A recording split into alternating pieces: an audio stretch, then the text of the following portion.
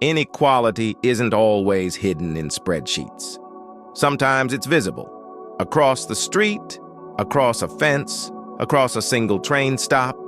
Tonight, we're ranking countries not by wealth, but by how impossible it is to ignore the gap between those who have and those who don't. This ranking is based on visibility, proximity, and daily contrast, not GDP. Let's begin. Number 10, France. In France, inequality doesn't shout. It sits nearby. Cafes spill onto sidewalks just meters away from people sleeping rough.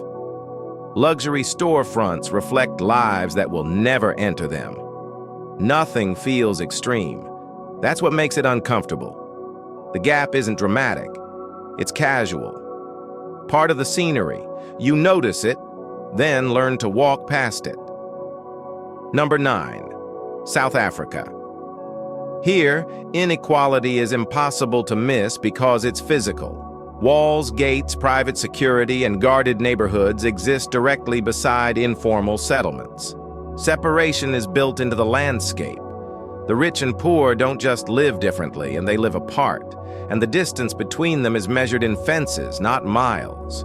You don't need explanation. The layout explains everything.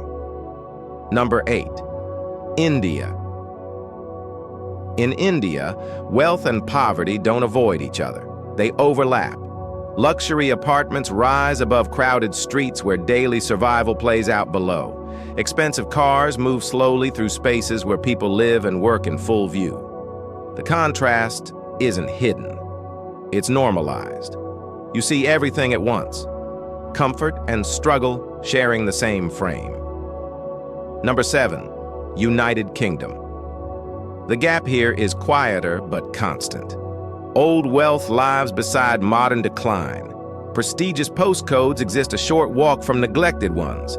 Nothing looks broken, but nothing feels equal. Inequality doesn't feel shocking in the UK. It feels inherited, passed down, preserved, polite. Number 6, Brazil. In Brazil, inequality is vertical. Luxury towers look down on densely packed communities below. From above, the view is breathtaking. From below, it's inescapable. The rich don't need to search for poverty. They can see it from their windows. The contrast is beautiful and unsettling at the same time. Number 5, Mexico. Here, inequality is often separated by gates. Private communities offer calm, safety, and space. Just beyond them, life is louder, riskier, and more exposed. The gap isn't about distance. It's about protection. Who has it and who doesn't? Number 4, United States.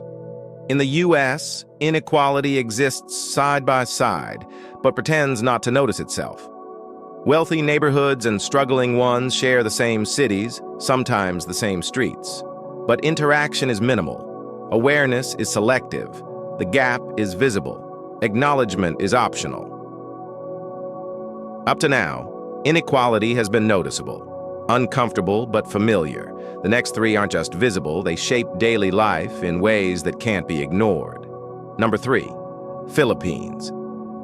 In the Philippines, inequality is architectural. High-rise developments tower over informal housing. Wealth is elevated, literally, casting shadows over communities below. The contrast isn't abstract. It's built into the skyline. You don't need to search for the gap. You live under it. Number 2, China. China's gap feels accelerated. Ultra-modern cities move at incredible speed while other regions lag behind, visible in infrastructure, opportunity, and daily life. The contrast isn't slow or subtle. It feels compressed, as if 2 timelines are running at once, and not everyone is moving forward together. Number 1, Nigeria.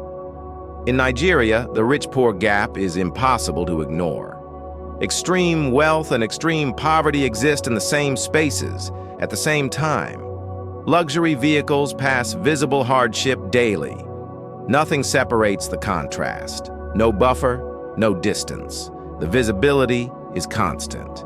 And once seen, it's impossible to forget. Inequality doesn't need numbers to be felt. Sometimes it's seen. Every day, on the way to work, on the way home. This are the countries where the rich-poor gap is most visible. And this was the uncomfortable rankings.